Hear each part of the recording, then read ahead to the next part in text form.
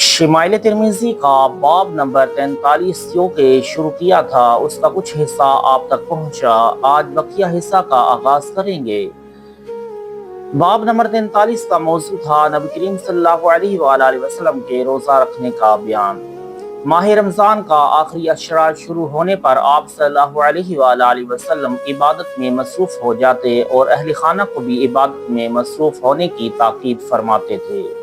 حضرت علی رضی اللہ تعالی عنہ سے روایت ہے کہ ماہ رمضان کے آخری اشرا میں آپ صلی اللہ علیہ وآلہ وسلم اہل خانہ کو بیدار کرتے، جو بھی چھوٹا بڑا نماز یعنی عبادت کے لائق ہوتا۔ حضرت عبد الرحمن بن عوف رضی اللہ تعالی عنہ کا بیان ہے کہ حضرت صدیق اکبر رضی اللہ تعالی عنہ ماہ رمضان المبارک میں عام ایام کی طرح عبادت کرتے اور آخری اشرا شروع ہونے پر آپ خوب عبادت کرتے تھے۔ ماہ رمضان کا آخری اشرا شروع ہونے پر آپ صلی اللہ علیہ وآلہ وسلم کا بستر اٹھ جاتا تھا، یعنی سونے اور آرام کرنے کا حساب باقی نہیں رہتا تھا۔ حضرت انس بن مالک رضی اللہ تعالی عنہ سے روایت ہے کہ جب ماہ رمضان کا آخری اشرا شروع ہوتا تو آپ صلی اللہ علیہ وآلہ وسلم کا بستر اٹھ جاتا تھا، عورتوں یعنی ازواج مطہرات سے علیحدگی اختیار کر لیتے تھے اور رات کا کھانا سحری کے وقت تناول فرماتے تھے۔ ماہ رمضان کا آخری اشرا شروع ہونے پر آپ صلی اللہ علیہ وآلہ وسلم ہمتاً عبادت میں مشغول ہو جاتے تھے اور دیکھنے والا متاثر ہوئے بغیر نہیں رہتا تھا۔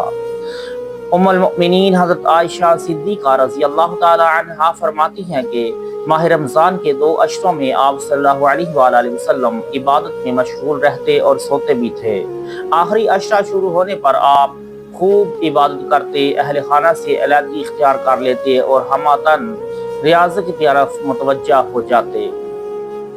ام المؤمنین حضرت عائشہ صدیقہ رضی اللہ تعالی عنہا سے روایت ہے کہ جب آخری اشرا کا آغاز ہو جاتا تو تمام رات عبادت میں مشغول ہو جاتے، اہل خانہ کو بھی بیدار کرتے اور اہل خانہ سے علیحدگی اختیار کر لیتے تھے۔ حضرت عائشہ صدیقہ رضی اللہ تعالی عنہا کا بیان ہے کہ جب رمضان المبارک کا آخری اشرا شروع ہوتا تو آپ صلی اللہ علیہ وآلہ وسلم ازواج مطہرات رضی اللہ تعالی عنہن سے الگ ہو جاتے اور بستر پر آتے ہی نہیں تھے حتیٰ کہ ماہ رمضان ختم ہو جاتا۔ ایک روایت میں مذکور ہے کہ آخری اشرا شروع ہونے پر آپ صلی اللہ علیہ وآلہ وسلم ہزار بند نہایت مضبوطی سے باندھ لیتے تھے۔ اس کے کئی مطالب ہو سکتے ہیں: خوب جدوجہد کرنا، ہمتاً متوجہ ہونا، عام عادت سے زائد عبادت کرنا، مکمل طور پر فارغ ہونا، ازواج مطہرات رضی اللہ تعالی عنہن کے تمام امور سے الگ ہونا۔ واجب غیر متعین روزے کی نیت صبح صادق سے قبل کرنا واجب ہے اور یہ مسئلہ متعدد روایات سے ثابت ہے جو حسب ذیل ہیں۔ ام المؤمنین حضرت حفصہ رضی اللہ تعالی عنہا کا بیان ہے کہ حضور انور صلی اللہ علیہ وآلہ وسلم نے فرمایا، جس شخص نے فجر سے قبل نیت نہ کی اس کا روزہ نہیں ہے۔ ام المؤمنین حضرت عائشہ صدیقہ رضی اللہ تعالی عنہا سے منقول ہے کہ حضور اقدس صلی اللہ علیہ وآلہ وسلم نے فرمایا، جس شخص نے فجر سے پہلے نیت نہ کی اس کا روزہ نہیں ہے۔ جو واجب روزہ متعین نہ ہو اس میں کہ آدمی کو اختیار ہے کہ خواہ اس دن روزہ رکھے یا نہ رکھے۔ روزہ کے بارے میں شرعی حکم یہ ہے کہ اس کی نیت صبح صادق سے پہلے کر لی جائے، مثلا قضاء رمضان کا روزہ، نظر مطلق کا روزہ رکھنا ہے یا قسم کا روزہ وغیرہ۔ نہ کھانے پینے کی صورت میں نفلی روزہ کی نیت نصف النہار سے قبل کرنا بھی درست ہے، اس کے ثبوت میں متعدد روایات موجود ہیں۔ ام المؤمنین حضرت عائشہ صدیقہ رضی اللہ تعالی عنہا سے منقول ہے کہ حضور اقدس صلی اللہ علیہ وآلہ وسلم گھر میں تشریف لاتے تو فرماتے، کیا تمہارے پاس کوئی چیز کھانے کے لیے ہے؟ اگر میں عرض کرتی نہیں تو آپ اعلان فرما دیتے کہ میرا روزہ ہے۔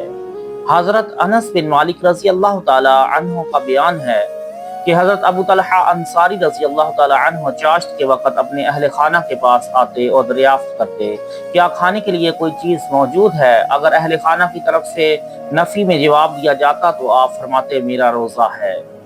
جب حالت روزہ میں کسی کے سامنے کھانے پینے کی کوئی چیز پیش کی جائے تو وہ کیا کرے گا؟ اگر روزہ فرض ہو تو میزبان سے معذرت کر لے اور نفلی روزہ کی صورت میں بھی معذرت کر لے۔ نفلی روزہ کی صورت میں میزبان یا مہمان کی طرف سے مجبوری کی حد تک اصرار ہونے لگے تو روزے دار کو اختیار حاصل ہوگا کہ چاہے تو معذرت کرے، دعائے خیر کر دے، اور چاہے تو دعوت قبول کر لے، روزہ کی قضا کر لے۔ اس سلسلہ میں متعدد روایات ہیں۔ حضرت ابو ہریرہ رضی اللہ تعالی عنہ سے منقول ہے کہ حضور اقدس صلی اللہ علیہ وآلہ وسلم نے فرمایا، جب تم میں سے کسی کو کھانے کی دعوت دی جائے جبکہ وہ روزہ سے ہو تو وہ کہہ دے کہ میں روزہ سے ہوں۔ ایک دفعہ حضور انور صلی اللہ علیہ وآلہ وسلم حضرت ام سلیم رضی اللہ تعالی عنہا کے ہاں تشریف لے گئے۔ انہوں نے آپ کے حضور کھجور اور گھی پیش کیا۔ آپ نے فرمایا، گھی اپنے مشکیزے میں محفوظ کر لو اور کھجور اس کے برتن میں رکھ لو، میں روزہ سے ہوں۔ حضرت جابر بن عبداللہ رضی اللہ تعالی عنہما سے منقول ہے کہ ایک صحابی نے آپ صلی اللہ علیہ وآلہ وسلم اور صحابہ کرام کو کھانے کی دعوت دی۔ کھانے کے موقع پر ایک صحابی لوگوں سے الگ ہو گئے۔ آپ صلی اللہ علیہ وآلہ وسلم نے ان سے علیحدگی کی وجہ دریافت کی۔ انہوں نے عرض کیا، یا رسول اللہ صلی اللہ علیہ وآلہ وسلم، میں روزہ سے ہوں۔ فرمایا، تمہارے بھائی نے کھانے کا اہتمام کیا ہے، پھر تم کہتے ہو کہ میں روزہ سے ہوں۔ تم کھانا کھاؤ، اس کے عوض ایک روزہ رکھ لینا۔ حضرت عبداللہ رضی اللہ تعالی عنہ سے منقول ہے کہ جب تمہیں روزہ کی حالت میں کھانے پینے کی کوئی چیز پیش کی جائے تو کہہ دو میں روزہ سے ہوں۔ روزہ دار کے سامنے کھانا کھایا جائے تو روزہ دار کے ثواب میں اضافہ کر دیا جاتا ہے، کیونکہ صبر و تحمل کا مظاہرہ کرتے ہوئے اس نے اپنے روزہ کے تقدس کو بحال رکھا، جس وجہ سے اس کا اجر و ثواب زیادہ ہو جاتا ہے۔ حضرت ام عمارہ رضی اللہ تعالی عنہا کا بیان ہے کہ حضور انور صلی اللہ علیہ وآلہ وسلم ہمارے ہاں تشریف لائے۔ آپ کی خدمت میں کھانا پیش کیا گیا۔ اس موقع پر کچھ لوگ حالت روزہ میں تھے۔ آپ صلی اللہ علیہ وآلہ وسلم نے فرمایا، جب روزہ دار کے سامنے کھایا جائے تو اس کے حق میں فرشتے رحمت کی دعا کرتے ہیں۔ حضرت عبداللہ بن عمر رضی اللہ تعالی عنہما سے منقول ہے کہ روزہ دار کے سامنے کھایا جائے تو فرشتے اس کے بارے میں رحمت کی دعا کرتے ہیں۔ حضرت بریدہ رضی اللہ تعالی عنہ سے منقول ہے کہ ایک دفعہ حضرت بلال حبشی رضی اللہ تعالی عنہ کی خدمت میں حاضر ہوئے۔ آپ اس وقت کھانا تناول کر رہے تھے۔ فرمایا، اے بلال، کھانا ہے۔ حضرت بلال رضی اللہ تعالی عنہ نے عرض کیا، یا رسول اللہ، میں روزہ سے ہوں۔ فرمایا، ہم اپنا رزق یہاں کھا رہے ہیں اور بلال کا باقی رزق جنت میں ہے۔ اے بلال، سمجھے روزہ دار کی ہڈیاں تسبیح میں مصروف رہتی ہیں جب تک کہ اس کے سامنے کھانا کھایا جاتا ہے، اور فرشتے اس کے حق میں دعائے رحمت کرتے ہیں۔